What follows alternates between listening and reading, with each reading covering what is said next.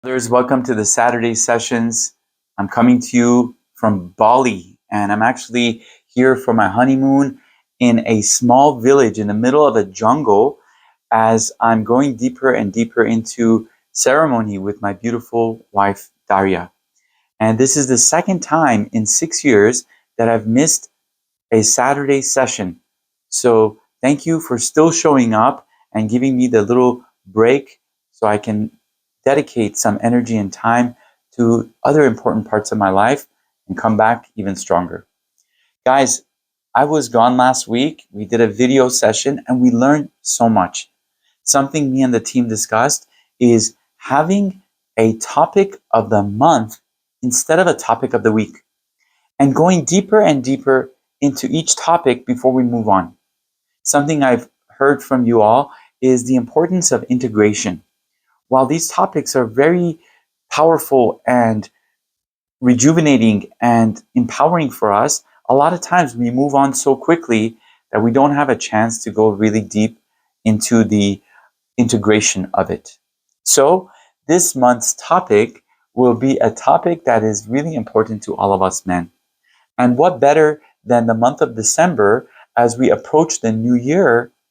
All of us have New Year resolutions. Another word for New Year resolution is a New Year intention. And as we set our New Year intentions, I am willing to bet that every single one of you have an intention of generating more wealth, having a better relationship with money, and creating more prosperity for yourself, for your family, and for your community. So I'd like to dedicate this month of December to the subject of money and finances. And I'd like to take you on a journey of our relationship as men with money and the different dynamics around money, not just the budgeting and the pragmatic part of money, but also the energetics of money. And finally, money traumas, one of my favorite subjects. So let us open up the space today and celebrate our connection and our relationship with money for the month of December. I'll take 3 deep breaths and we'll open up the space.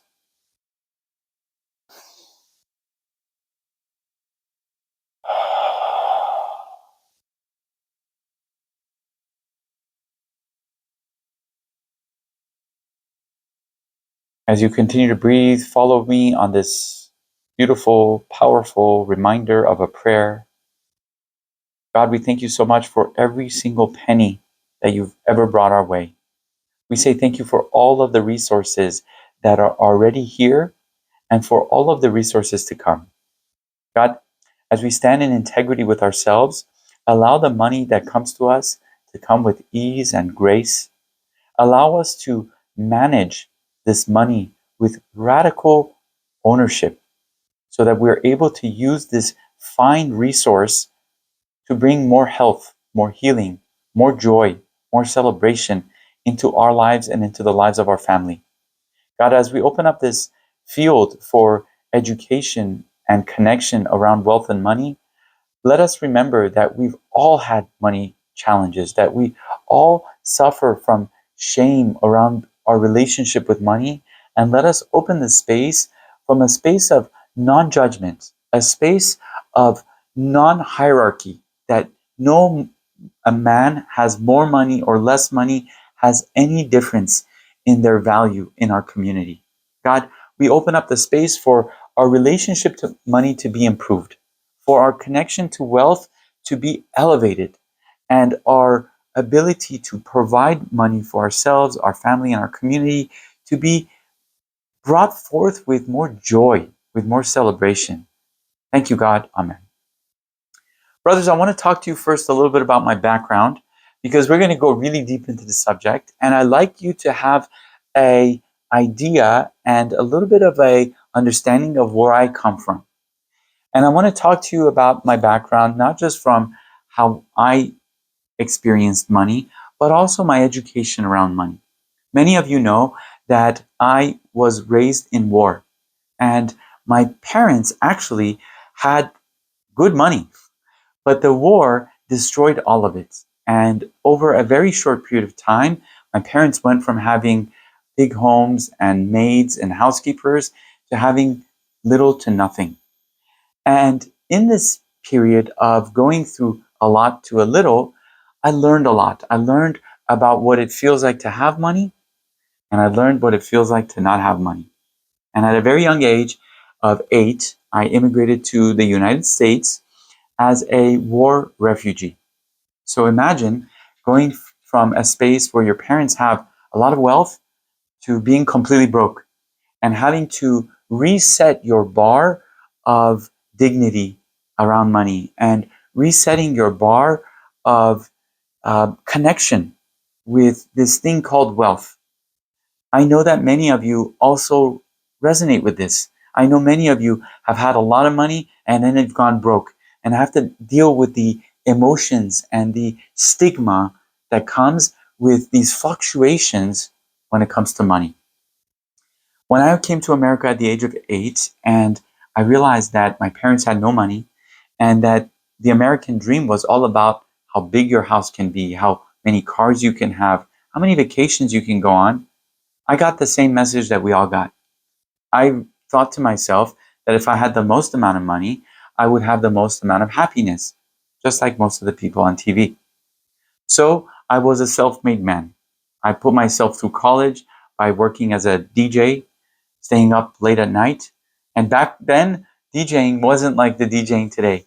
It was lugging around a lot of heavy equipment, heavy records, going to bar mitzvahs and weddings and birthdays, staying up late at night, and it was a lot of labor, manual labor.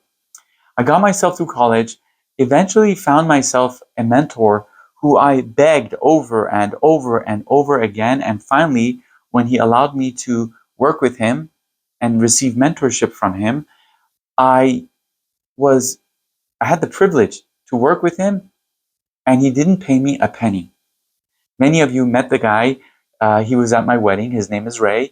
And let me tell you how grateful I was to have his mentorship.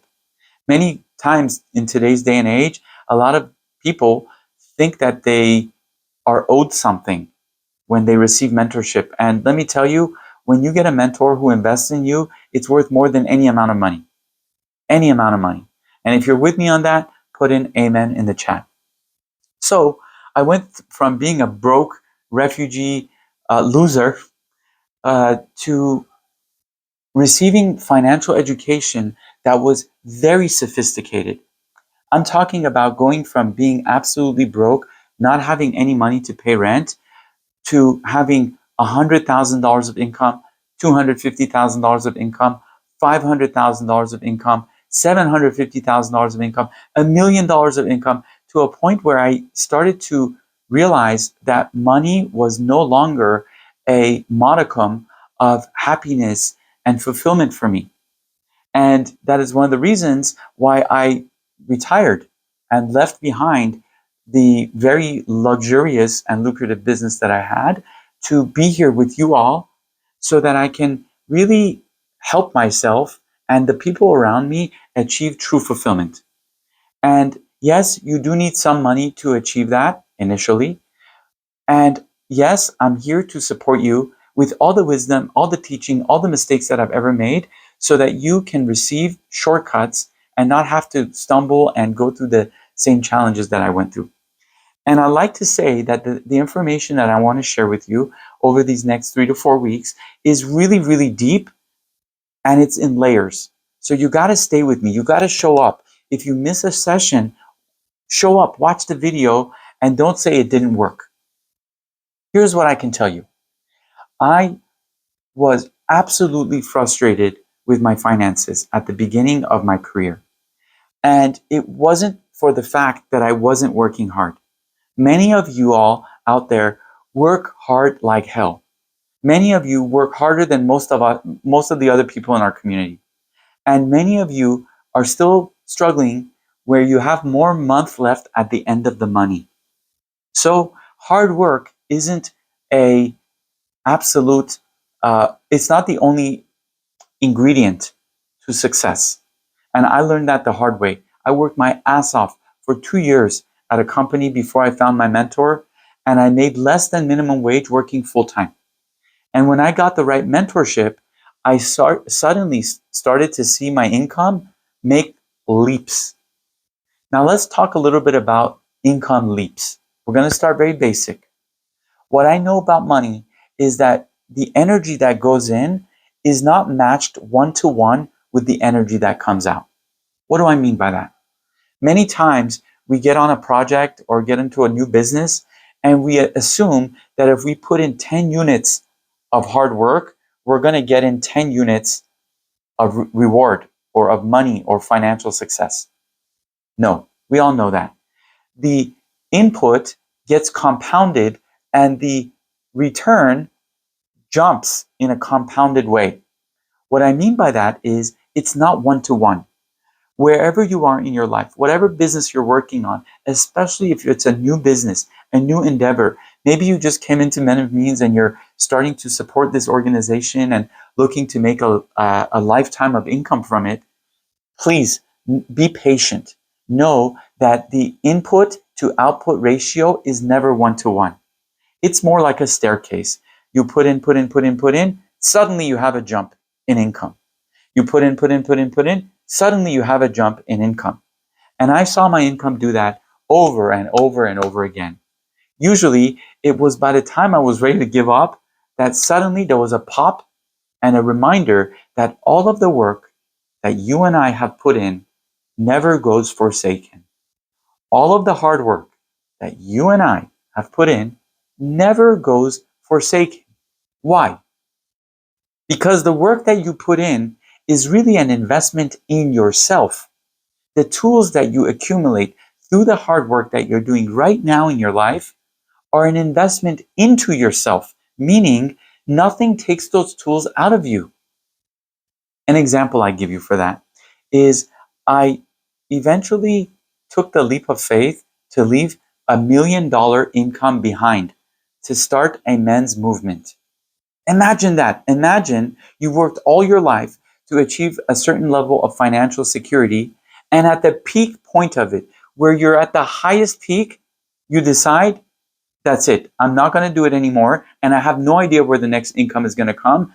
I'm going to give away my trophy. And let me tell you, one of the tools, one of the hacks that allowed me to make such a leap. Because a lot of times people ask me, are you fucking crazy? Why would you do such a thing? Number one tool is I prayed and I realized that the money that I had made through my financial advisory business was not because of my financial advisory business. It was because of me. So the money that you've ever made is never because of the business. It's you who made the money within the business. And it's you who can create wealth no matter where you go. Albeit, it does take some time to readjust, recalibrate, so that you're able to regenerate the wealth in a new domain. But please, never forget that you are the ultimate creator. You're the person who was the generator of the thing in the first place. Never give away your power and say that if you leave a business behind, that it's your own wealth that you're leaving behind. You always take your skills with you. So my skills started to accumulate through the mentorship that I received from a man called Ray. Ray told me certain secrets about wealth that took me from being absolutely poor to making $1 million of income, renewable income every year. And I want to share those with you here. Take a few deep breaths with me as we open up this space.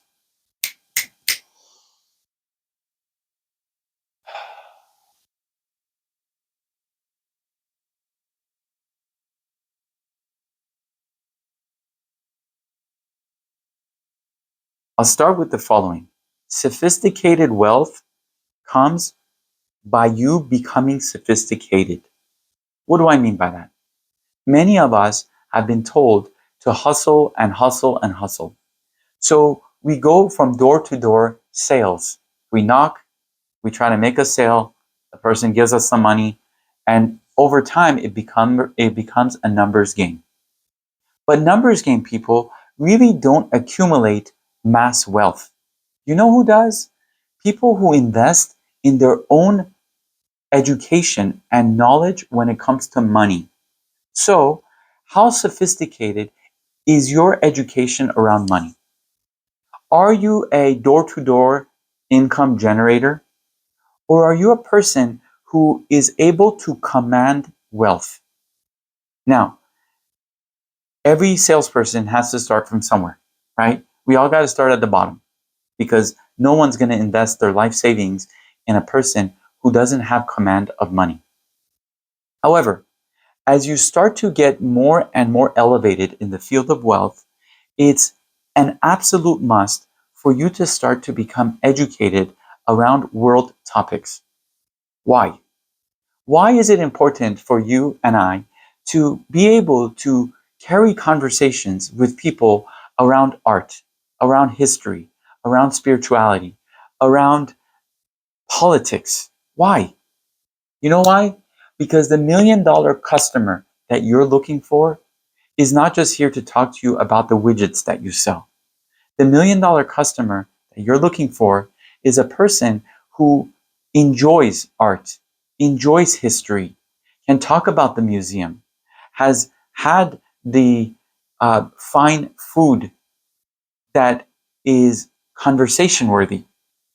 So, the first blessing I'd like to give you as we open this field of wealth is the blessing of curiosity.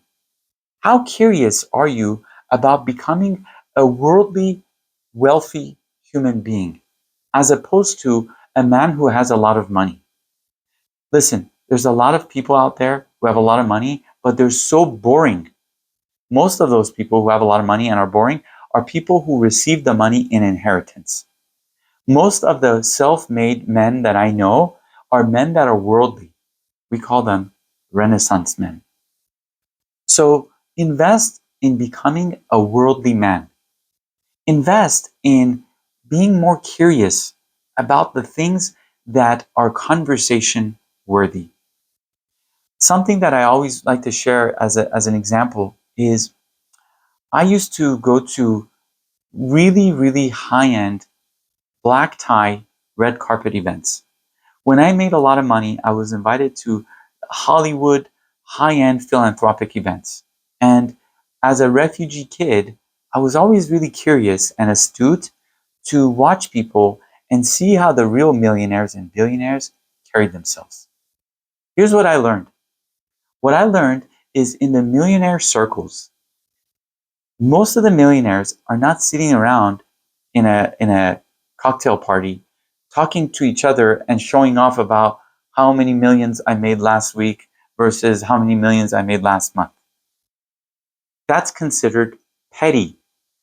Why? Because if you're in a millionaire circle, no one's really trying to talk and show off about money. What do the real millionaires show off about?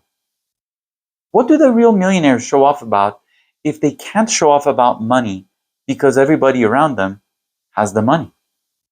What they really show off about is their once in a lifetime experiences, the experiences that money can't buy. So, what the millionaires talk to each other about and show off about as a sign of their success is the last time they jumped off of a helicopter in Tulum at a men's retreat and how they elevated their life and their relationship with their spouse by doing something that very few people can do. What they talk about is having the private tour to the Guggenheim Museum where they got to meet the original artist that was showcasing his world-class art. What they talk about at the cocktail party is not the Bentley that they just purchased. That's boring. What they talk about is how they flew in an artist from Italy to do the fine stitching on the new car that they purchased. They won't even mention the name of the car unless you ask. You see, brothers, your level of money sophistication is equivalent to the stories that you can carry. The stories that you write say more about your finances than showing off your Rolex watch or talking about your new car. So this month, I'd like to set an intention for all of you and myself to start to be story collectors. and you start to collect some stories to be able to express to other people your level of success without talking about the money?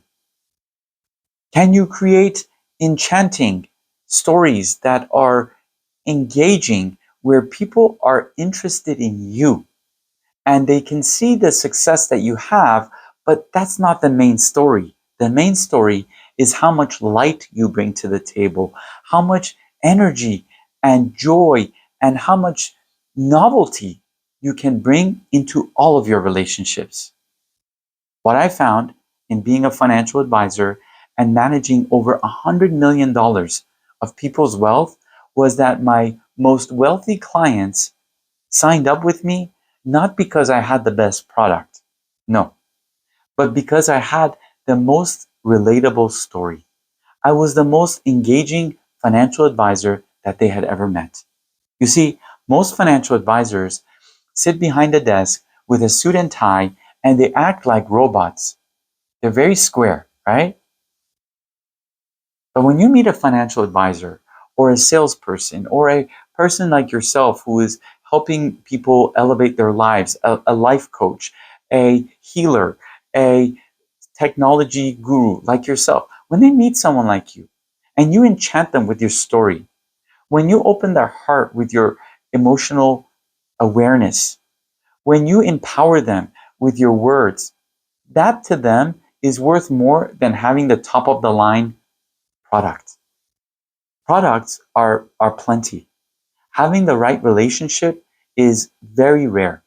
So this month, I'd like for us to start to develop stories around our products, our success, our journeys, our relationships with our spouses, our business partners, these stories that speak for themselves. That's number one. And number two, we're going to go into today is talking about how intentional we are with our money. And I'm setting this for the agenda of the month.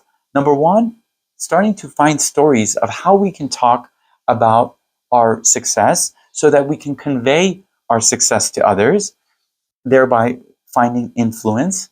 And number two is becoming more intentional with our money. Now, before I give an example of intentional with money, I want to give you an example of a story. I feel a little shy to share this story with you, but I'm going to go for it anyway.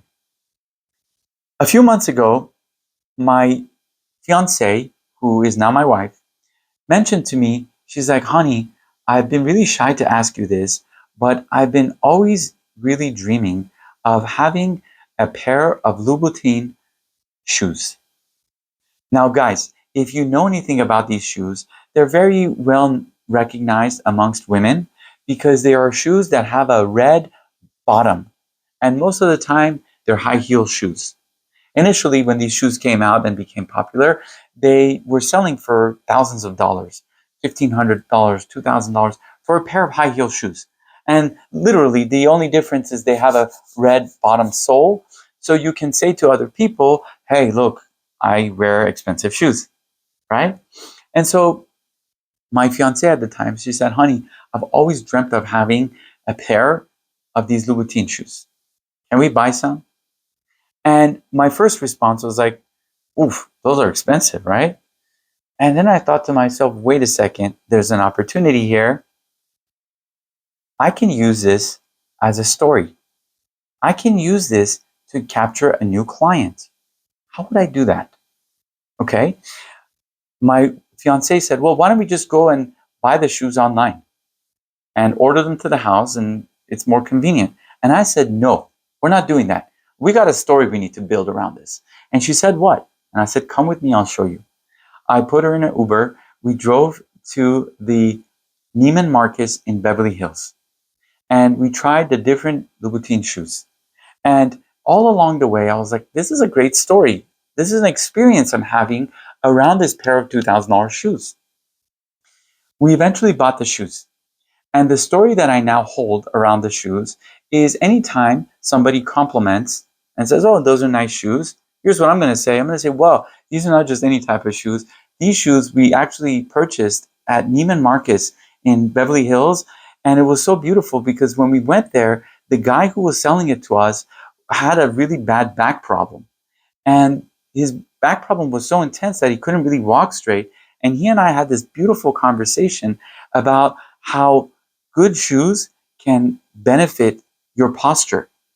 And of course, we ended up buying these shoes from them. They're the Louboutin shoes.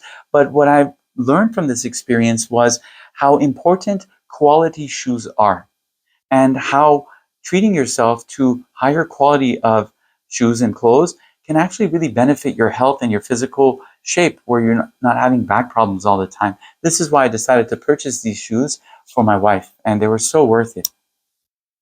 See, there's a story there. And what does this story imply? I'm telling you a story about the guy who's got a back problem, but what you're really hearing is, holy smokes, this guy went to Beverly Hills, he bought his wife $2,000 shoes, and what he's talking about is the health benefits of the shoes. So how can you find more stories that sell, more stories that express the quality of life that you want? And this is the first intention that I give you around this month's journey with money. The second part of our journey this month with money is going to be around intentionality. Intentionality. And I want to bring to your attention the concept of intention when it comes to money. So many of us are in a rat race of generating money, paying for the house, paying for the mortgage, paying for the car lease, going out there and generating money. And when they stop us and they ask us, hey, how's it going? Most of us are so busy sweating as men, trying to make the next dollar, that we don't even know what happened to the last one. I always say there's more month left over at the end of the money. So this month, I'd like to set an intention for all of us to be highly intentional about every single dollar.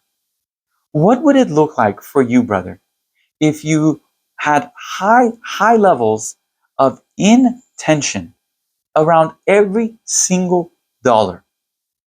Are you willing to dedicate the energy to being intentional about money? Because the opposite of it would be unintentional, would be haphazard, would be slavery. You're just going about working, making money, and distributing the money, right? Here, we're going to bring it in. For at least this next week, what I want you to do is have a sense of prayerfulness around every dollar. So every time you make money, I want you to sit for a second and give a prayer of gratitude. Thank you. Thank you for this dollar. Thank you for this $100 bill that just came into my possession. And this is not even my money. This is money that belongs to the universe. And I'm so grateful to be a steward of it. Thank you. And every time you pull out your wallet, I want your wallet to be a memory of gratitude. Wow, I get to be a steward of this money for now. How do I want to spend it? How do I want to give it to someone else? Do I give my money to people, just here you go? Or do I give, every time I give a payment to someone, a prayer?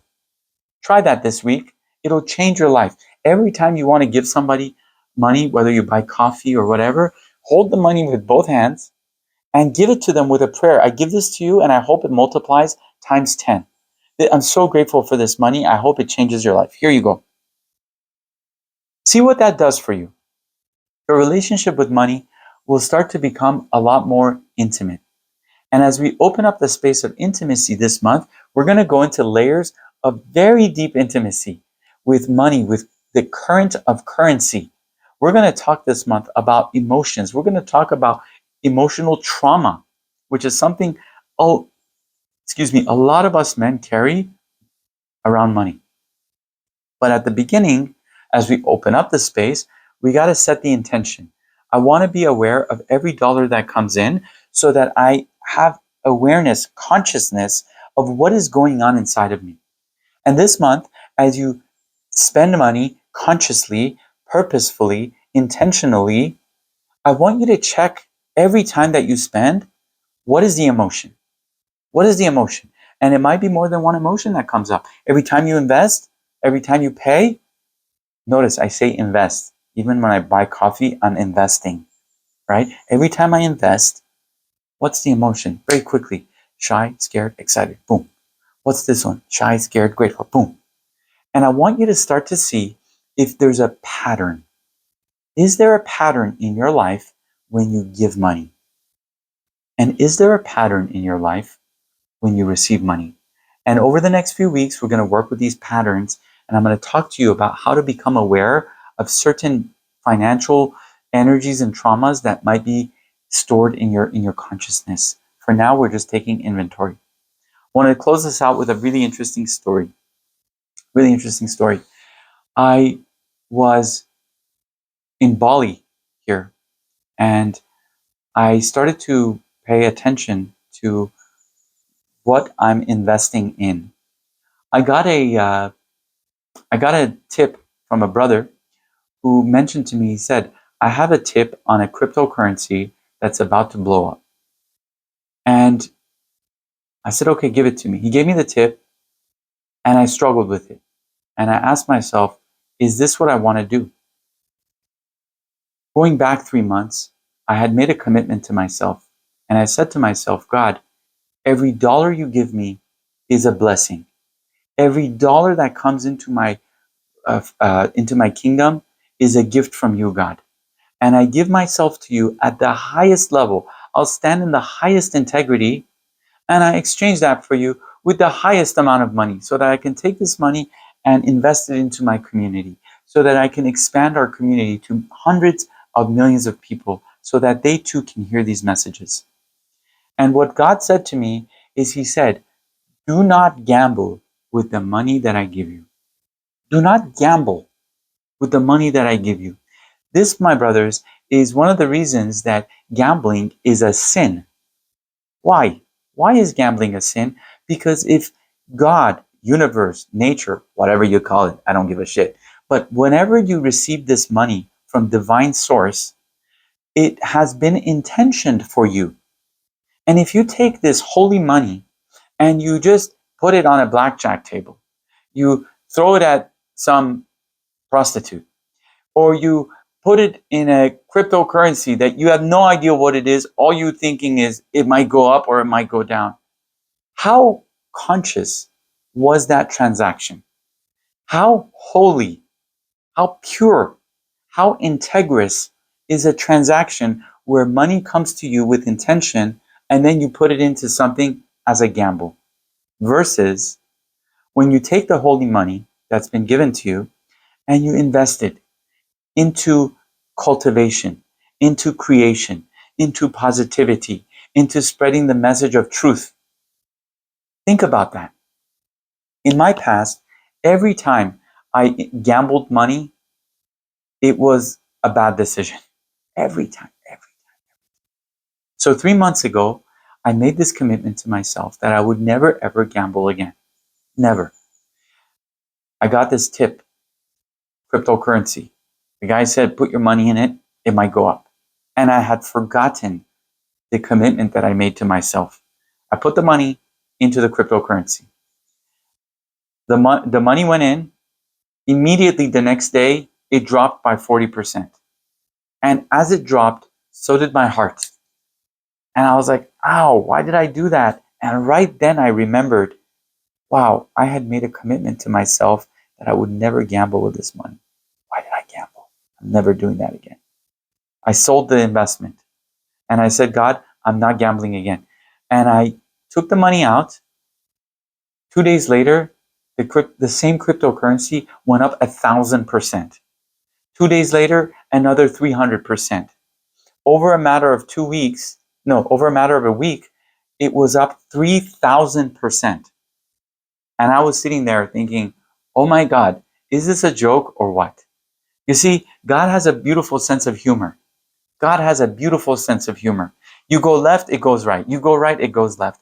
And when you own your center, it all comes to you. So what I want to share with you is whatever your relationship is with money, whatever your connection is with money, let it be intentional. Let yourself ask yourself, why am I investing this? What will happen if it goes up in value? Is it just because I want to have more money and more cars? Or is the purpose of this money for me to bring good in the world? And can I make a commitment, a pledge that if God gives me a rate of return on this money, that I'll do something to give an offering to the world. And this here, my brothers, is where we're going for the next month. We're operating in the field of consciousness when it comes to our wealth and success. And no matter where you are with your money, whether you've made a lot, lost a lot, or you're just starting a new business, we all have the desires around more success, more wealth. But damned is the man who has success with no purpose. Damned is the man who tries to make money and realizes that it was all useless. So set your purpose in advance. Set your rudder of your ship in advance of finding the island, and know that the blessings are going to gather around you. Every king knows that he never needs to chase. So the stronger your stake, the more you will attract. So let's make a strong stake this month to be in integrity with our wealth, to be in consciousness with our wealth, to be in intention with our wealth, and to start to collect stories that speak of our success, that speak of our lifestyle, that speak of our creativity, so that we can use these stories to spread the message of who we are as men and what we are looking to create. Brothers, I am so excited to be back with you. I'm taking a trip. I'm going to Dubai next, and then I'll be back in Austin, where we're going to open a community. We're opening Men of Means offices. We are already hiring people to run our technology. We're expanding our social media. A lot is happening, and I'm so honored and so grateful to be able to share it all when it's packaged and get